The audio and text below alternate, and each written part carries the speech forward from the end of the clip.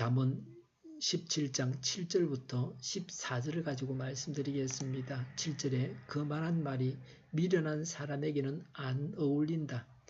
하물며 거짓말이 통치자에게 어울리겠느냐라고 했습니다. 미련한 자가 남을 무시하고 오만하게 주제에 넘는 말을 해서는 안 됩니다.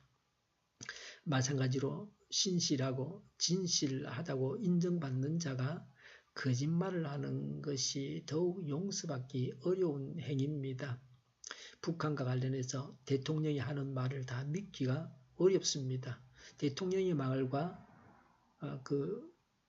군대에서 하는 군대 지휘자가 하는 말이 다릅니다. 글쎄 NLL에 대해서 북한이 인지했다고 하는 정도로 저는 이해를 하는데 받아들였다는 식으로 말한다. 인정했다고 말하는 건 좀 무리가 있다. 그런 생각을 하게 됩니다. 정확하게 사실을 말을 해야 합니다.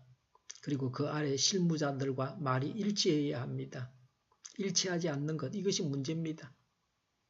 그러니까 조약을 맺을 때는 북에게 유리하게 해주고 그쪽에서 좋은 관계를 맺고 또 백성들에게 말할 때는 백성들이 좋아하는 쪽으로 왜곡해서 말하지 않느냐, 그런 의심을 가지게 됩니다. 그리고 무슨 말을 하면 자꾸 가짜뉴스라고 그렇게 몰아붙입니다. 성도들에게 신중하고 올바른 언어 생활을 하라고 권면하고 있습니다. 내가 아는 것 이상으로 말하다 보면 거짓말을 하기가 쉽습니다. 정확히 아는 사실만을 말해야 합니다. 8절에 뇌물을 쓰는 사람의 눈에는 뇌물이 요술 방망이처럼 보인다. 어디에서든 안 되는 일이 없다고 그랬습니다. 뇌물로 모든 일을 다 하려고 합니다. 뇌물을 주지 않으면 일을 맡을 수가 없습니다. 그래서 리베이트를 주는 관행이 굳어져 있습니다. 처음부터 리베이트만큼 깎고 받으면 될 걸 나중에 되돌려 줍니다. 우리 교회에서도 자동차 보험을 인터넷으로 해서 들고 있는데 그런 식으로 합니다. 교회 수입으로 나중에 잡죠. 근데 안 잡으면 자기 주머니에 들어가는 겁니다. 결정권을 가진 자에게 뇌물을 주는 것입니다. 뇌물을 주고 남의 물건을 도둑질하기도 합니다. 공사를 하면 950만 원 이게 청구서를 쓰고 그렇게 견적을 내고 실제로는 900만 원 해줄게요. 50만 원 네가 묵어도 된다는 이야기예요. 그런 일들이 행행하게 일어나고 있습니다. 그래야 사업이 되는 겁니다. 뇌물을 주지도 말고 받지도 말아야 됩니다. 심지어 예배당을 짓고 나서도 돈을 먹었니 안 먹었니 그런 말들이 나오게 됩니다. 뇌물이 통하는 사회는 후진국입니다. 9절에 허물을 덮어주면 사랑을 받고 허물을 거듭 말하면 친구를 갈라 놓는다고 했습니다. 허물을 덮어주는 것은 모른 채 하는 것이 아닙니다. 모든 실수를 이해하고 용서해 준다는 의미입니다. 친구의 허물로 인해서 입은 피해를 관용하고 사랑하는 마음으로 감사하는 것입니다. 이렇게 하는 것이 사랑을 실천하는 아름다운 모습입니다. 지혜자에게서 보여지는 한 특성입니다. 이와는 반대로 상대의 허물을 거듭 말하여 드러내는 것은 그의 허물을 고치게 하려고 하는 의도보다는 그를 헐뜯으려고 하는 것입니다. 이런 행동은 감정적인 대립을 일으켜서 다투게 합니다. 이것은 미련한 자의 특성입니다. 나는 남의 허물을 자주 덜쳐내지 않습니까? 10절에 미련한 사람을 매번 매질하는 것보다 슬기로운 사람을 한번 징계하는 것이 더 효과가 있다고 했습니다.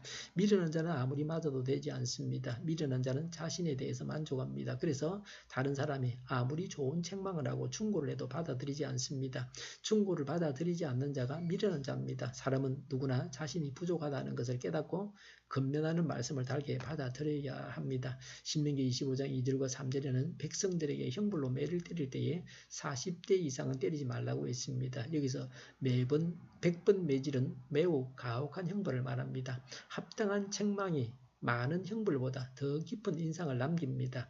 11절에 반역만을 꾀하는 악한 사람은 마침내 잔인한 사신의 방문을 받는다고 했습니다. 악인은 심판을 면하지 못합니다. 나는 건의에 대해서 매사에 반항적이지 않습니까? 12절에 어리석은 일을 하는 미련한 사람을 만나느니 차라리 새끼 빼앗긴 암곰을 만나라고 했습니다.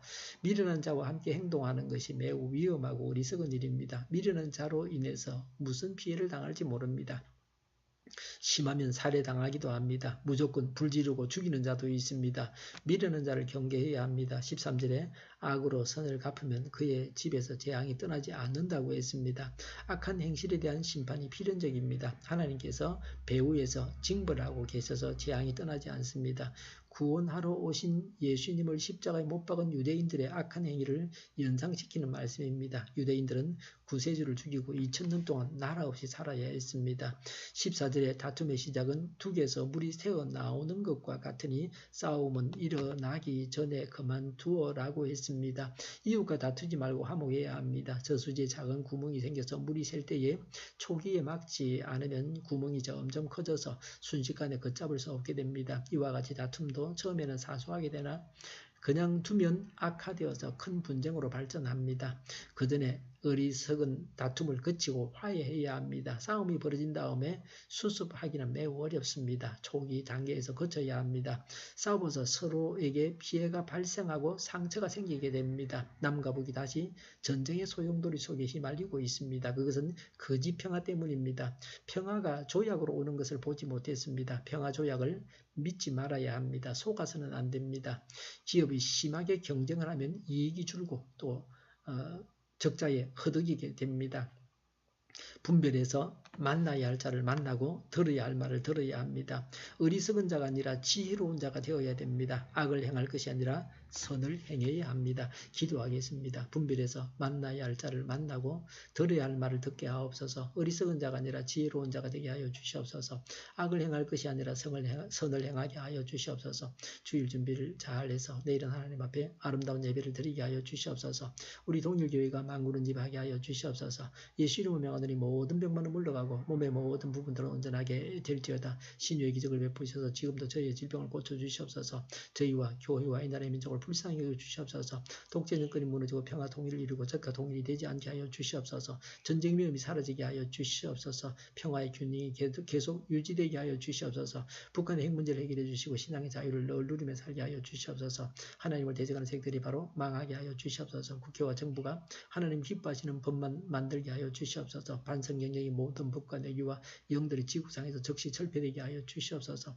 대통령이 통치를 잘하게 하시며 지진이 일어나지 않게 하시며 출산율이 올라가게 하시며 자녀를 낳고 살만한 나라가 되게 하여 주시옵소서. 에너지 정책, 재활용물 정책을 제대로 세워서 집행하게 하여 주시옵소서. 늘 맑은 공기를 마실 수 있게 하여 주시옵소서. 오늘도 성령님을 따라서 차고 넘치는 삶, 복된 삶을 살게 하여 주시옵소서. 감사와 찬양을 주님께 돌려드리며 예수님의 이름으로 기도하옵나이다. 아멘.